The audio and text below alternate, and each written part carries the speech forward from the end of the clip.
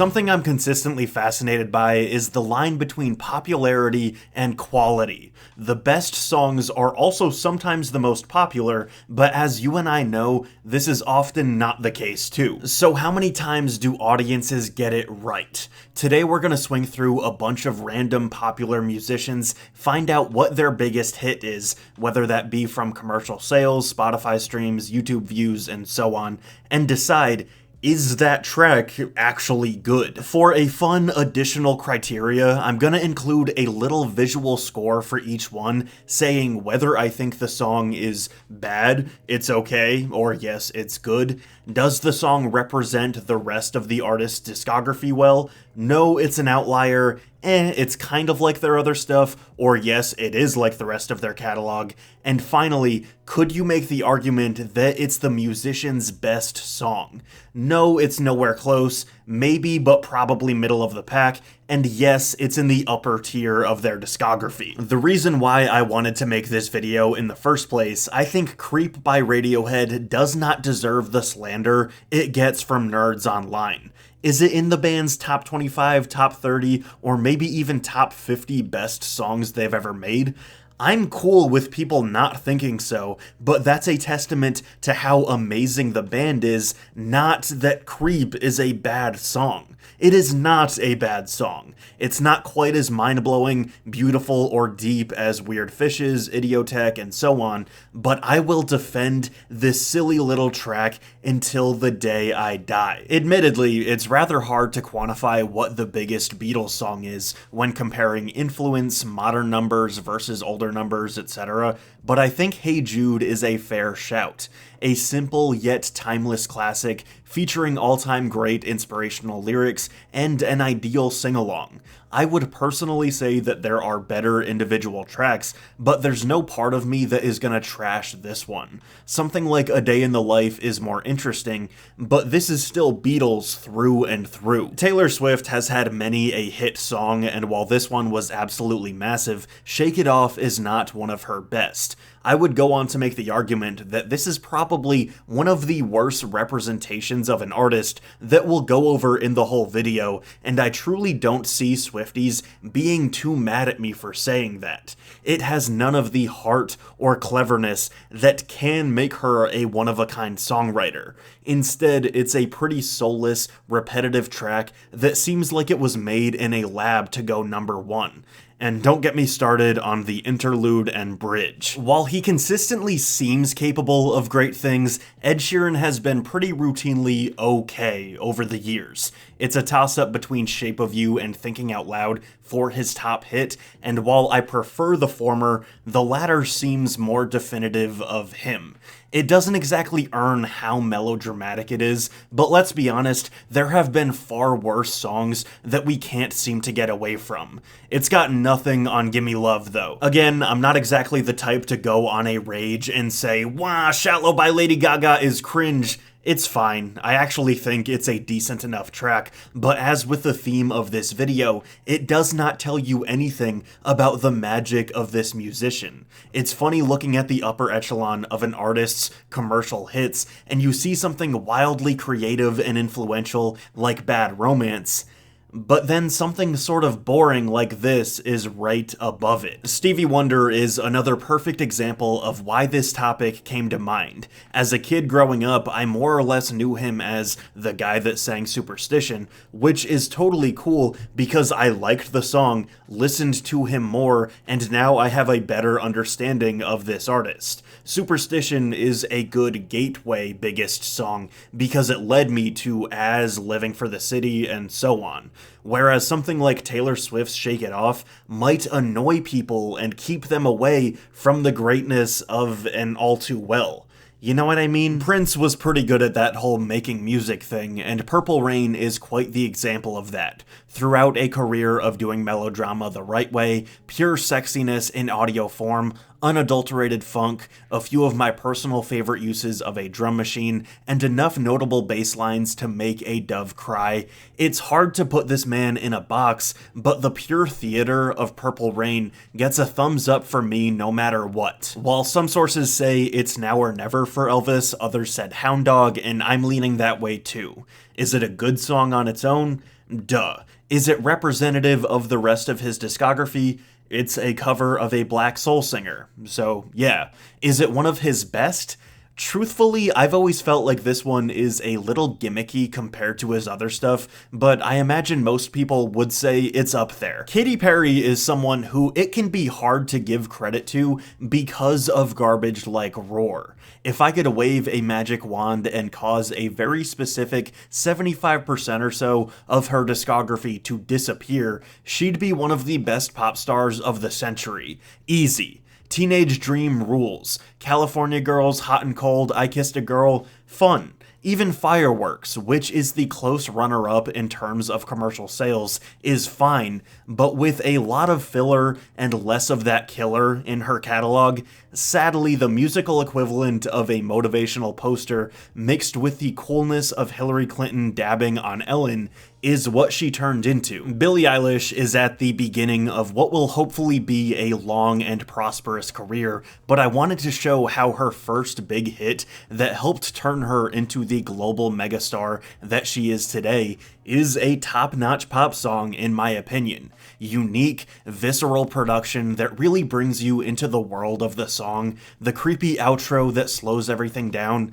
It's the best. For Rihanna's section, Love the Way You Lie is technically an Eminem song, so going with We Found Love feels like a fuller and fairer picture. It's one of her many huge party-starting club anthems, and while Calvin Harris's production does sound very 2010s, that's part of its charm, I guess. It reminds us of a time when Rihanna was still making music. There's no way you can deny the sheer size of Beyoncé's Crazy in Love. It's crazy in every regard. Bombastic beat, powerful vocals, and an iconic verse from Jay-Z. I'd say this is right at home with the rest of her star-studded catalog, and it never really gets old, especially that last bridge, so controlled yet exploding with power and energy that could only come from Queen Bee.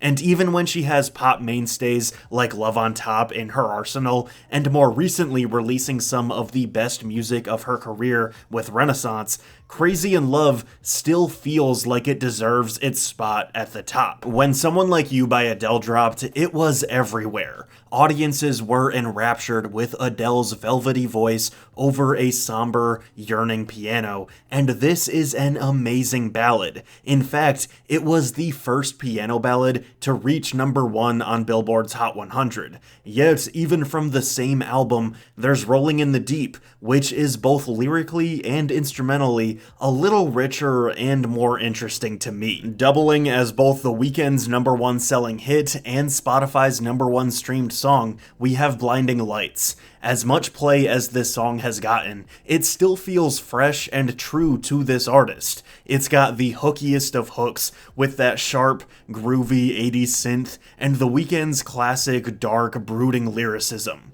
I'd say Blinding Lights is definitely worth a mention in the league of The Weeknd's best songs, alongside The Hills, Wicked Games, After Hours, and so on. Super Bass and Starships are two of the songs that really helped define Nicki Minaj as a successful, multifaceted mainstream artist. Super Bass is the one I prefer out of the two due to its catchy, melodic nature that ends up being 100% likable. Yes, she's a wild card that wears many different faces, but this song is a nice taste of what she has to offer. Last week we explored how complicated the concept of a legacy can be, but there's nothing complicated about how Maroon 5 has blatantly desecrated any remnants of respect left over from songs about Jane, and Moves Like Jagger is just dancing on its grave. Wherever Jane is, I'm sure she's disappointed. I imagine that many of you have been waiting for this one.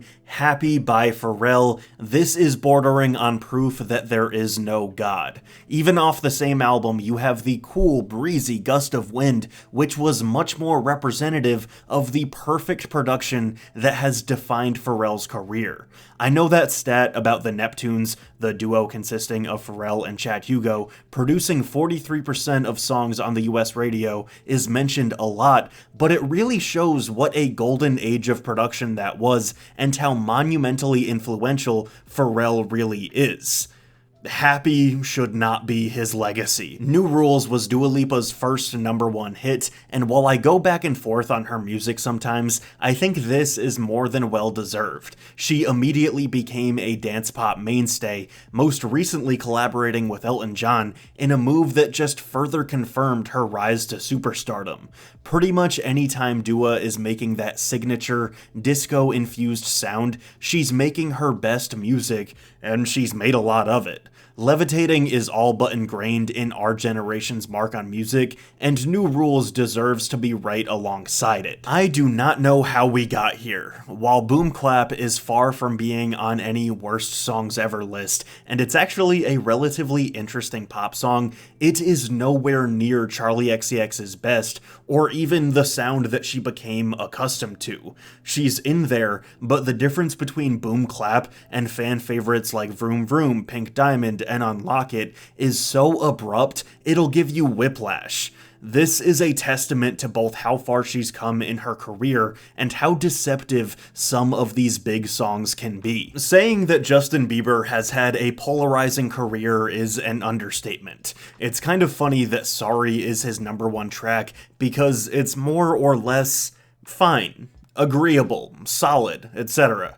I enjoy it, but for a certified diamond song from someone who was once the most hated teenager in America, if not the world, it's not exactly riveting. Bruno Mars is an artist who has been trending upwards for his whole career. He started off weak with Grenade and the Lazy Song, but really found his meteoric rise in his biggest hit, Uptown Funk. Now, it's not bad, but pretty much any other time Bruno Mars is doing that throwback style that has become his trademark, like, say, An Evening with Silk Sonic, he can be pure 24-karat gold. Surely at this point, we can see that there are times when public reaction and cultural impact are what makes the biggest song, such is the case with Madonna's Like a Virgin. While of course no one's arguing this isn't a classic pop song, but it feels like it's in a completely different category from something like a Prayer, when Madonna had really defined herself stylistically.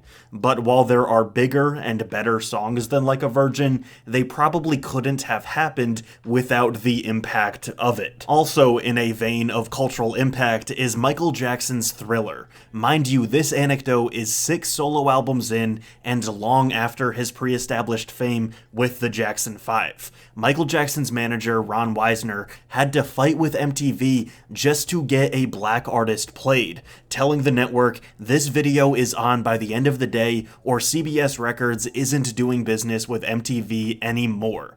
And that was arguably the video that broke the color barrier. So for that, and obviously it being an amazing song as well, Thriller deserves all of its shine. In conclusion, the world of pop music often plays out the same way life does. It's heavily influenced by the context of the time. The absolute best choice typically takes a backseat to what is good, but leaves us wanting more, and our innate need for validation will never fully be satisfied.